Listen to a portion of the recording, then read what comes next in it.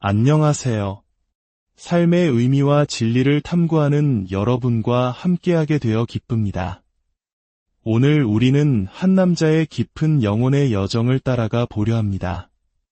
모든 것을 다 가진 것처럼 보였던 어느 날 밤, 그의 삶을 송두리째 흔들었던 절망의 순간에서 시작해 마침내 흔들리지 않는 견고한 믿음을 되찾게 되기까지의 이야기입니다.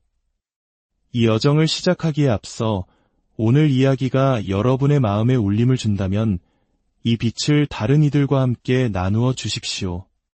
저희 채널을 구독하시면 진리를 향한 이러한 성찰의 순간들을 놓치지 않으실 수 있습니다. 진리를 찾는 모든 분들께 하나님의 은총이 함께하기를 기원합니다. 때는 약 20년 전, 그는 26살의 젊은 가장이었습니다. 사랑하는 아내와 결혼한 지 4년이 지났고 눈에 넣어도 아프지 않을 두 아이가 있었습니다. 막 좋은 직장으로 옮겨 월급도 올랐고 새 집도 장만했죠. 남들이 보기에는 모든 것이 완벽했습니다.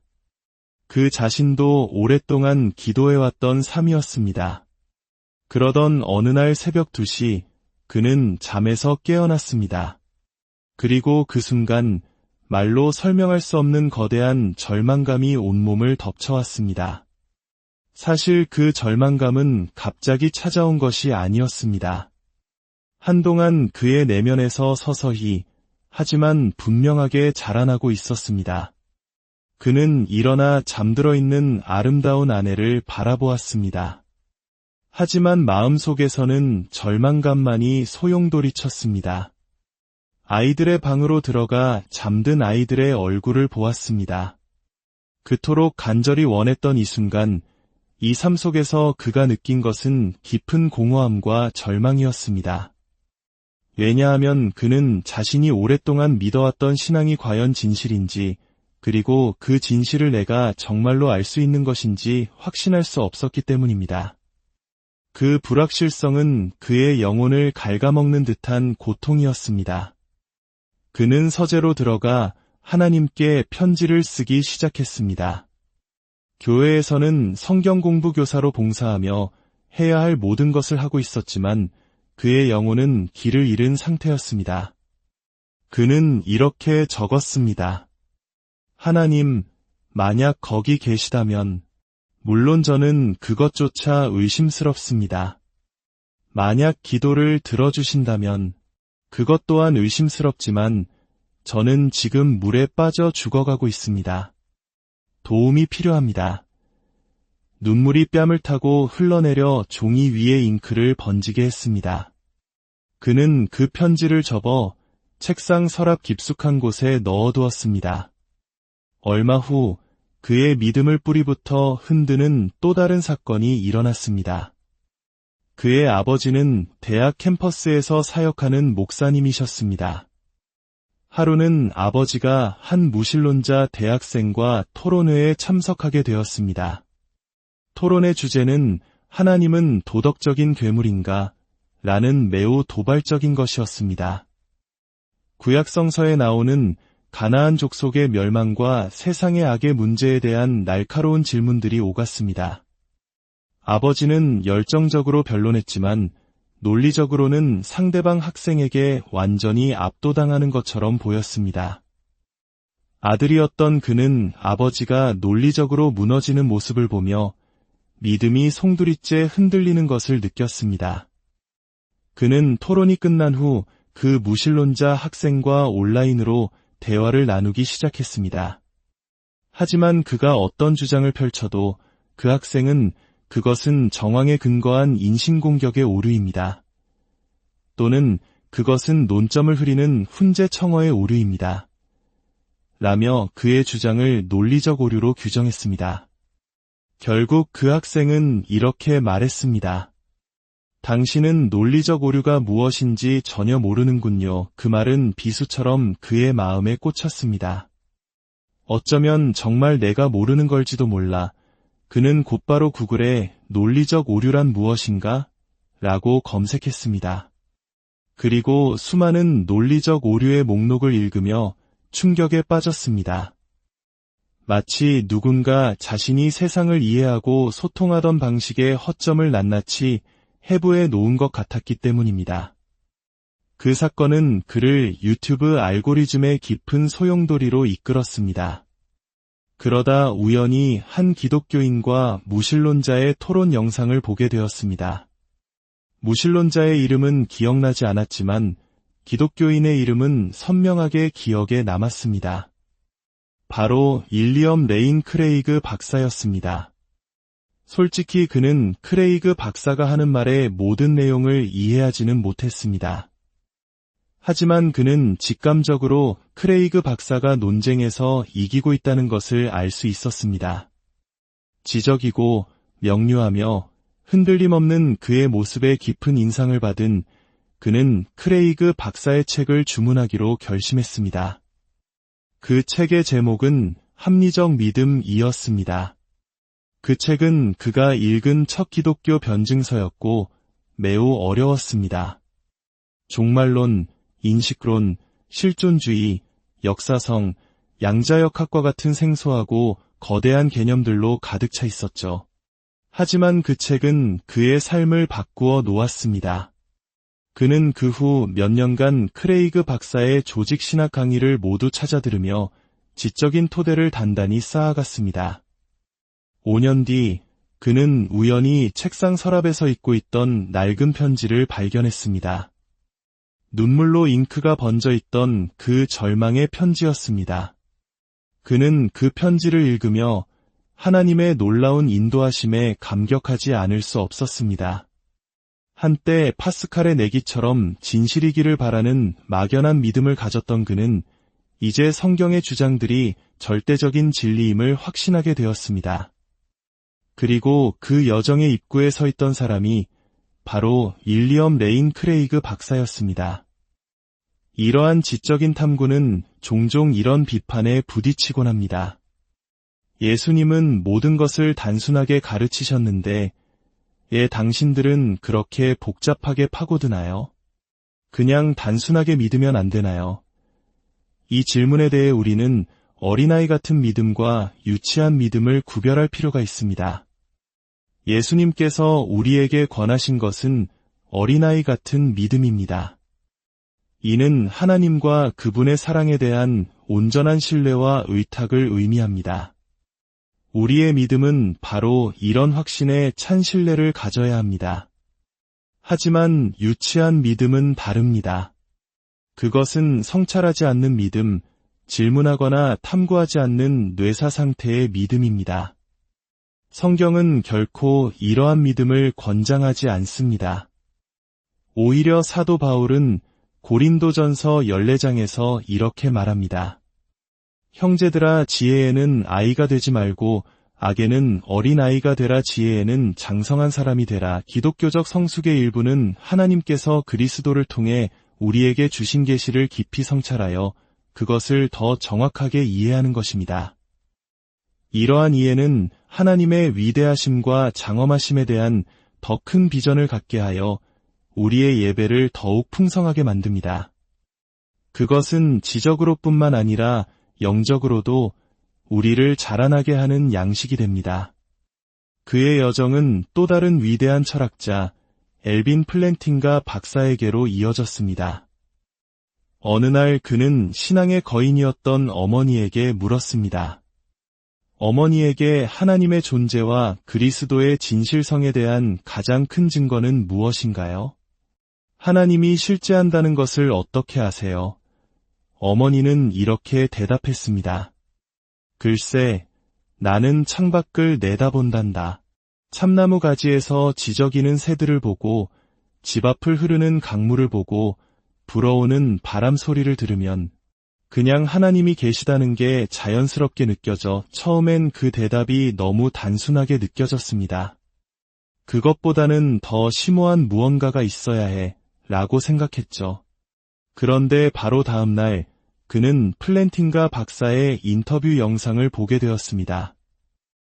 누군가 플랜팅가 박사에게 그가 구성한 수많은 논증들 중에서 하나님의 존재에 대한 가장 위대한 이유가 무엇이냐고 물었습니다. 그러자 현대 기독교 철학의 거장은 어머니와 거의 똑같은 대답을 했습니다. 저는 창밖을 내다봅니다. 집 앞의 강을 보고 새들이 지저귀는 소리를 듣고 다람쥐가 마당을 뛰어다니는 것을 봅니다.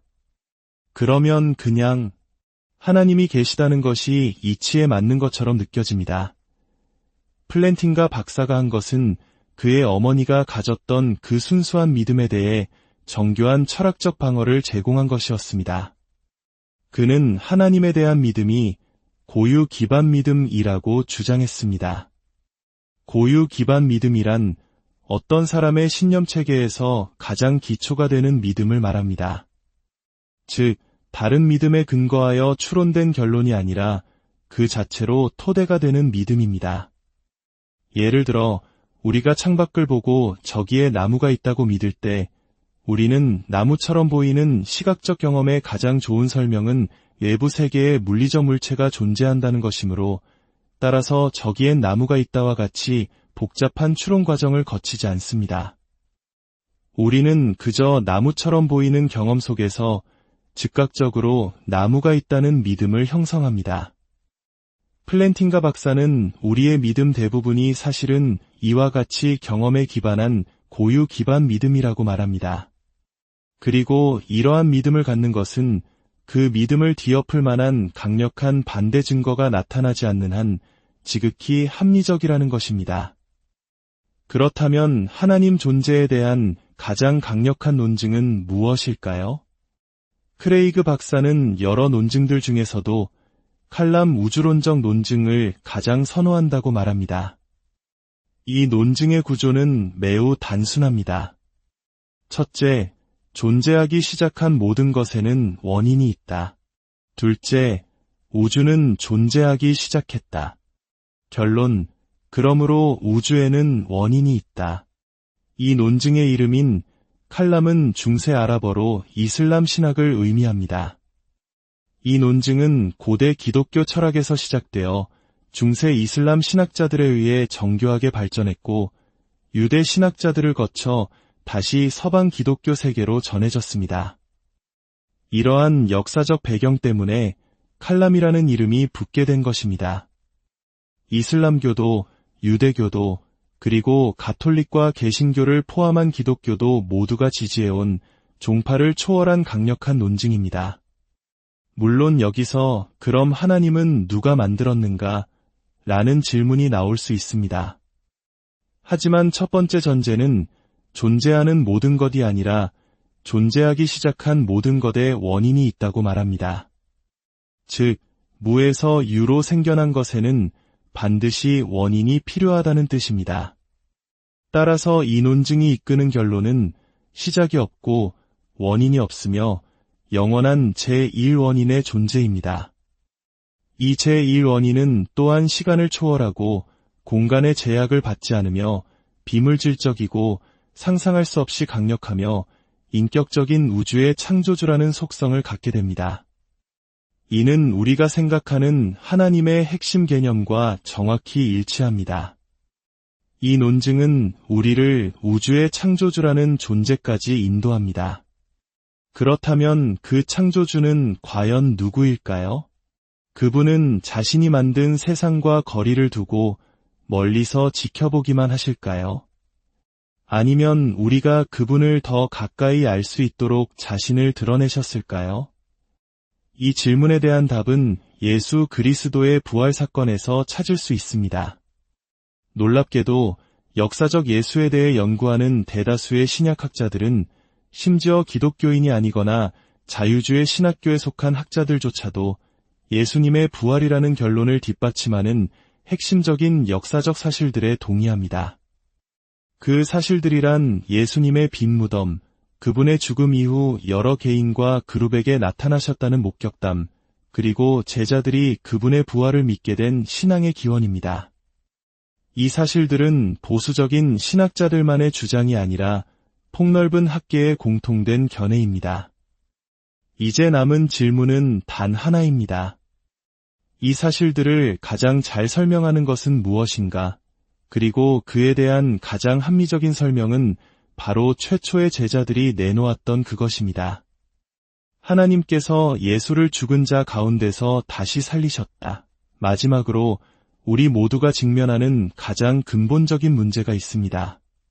바로 죄의 문제입니다. 우리 내면에는 우리가 해결할 수 없는 어두운 부분이 존재합니다. 세상의 다른 어떤 종교나 철학도 이 문제에 대한 명확한 해답을 주지 못합니다. 스스로의 노력으로 해결하라고 하거나 혹은 아예 그런 문제는 없다고 외면하라고 말할 뿐입니다. 독일의 한 저명한 신학자였던 게르트 리데만 교수의 이야기는 이 문제의 심각성을 극명하게 보여줍니다. 그는 예수님의 부활이 제자들이 가진 죄책감에서 비롯된 환상이라고 주장했던 인물입니다. 한 번은 크레이그 박사의 아내가 그에게 물었습니다. 교수님은 삶에서 마주하는 죄의 문제를 어떻게 해결하시나요? 리데만 교수는 정신과 치료를 받습니다. 라고 대답했습니다. 치료사가 어떻게 돕느냐는 질문에 그는 치료사가 자신에게 환상을 유도한다고 말했습니다. 그는 자신이 겪었던 한 환상에 대해 이야기했습니다. 하나님이 나를 어둠과 절망, 그리고 희망 없는 심연 속으로 밀어 넣으려고 했습니다. 하지만 그때 내가 하나님께 돌아서서 오히려 내가 하나님을 그 심연 속으로 밀어 넣어 버렸습니다. 그리고 이제 나는 자유로워졌습니다.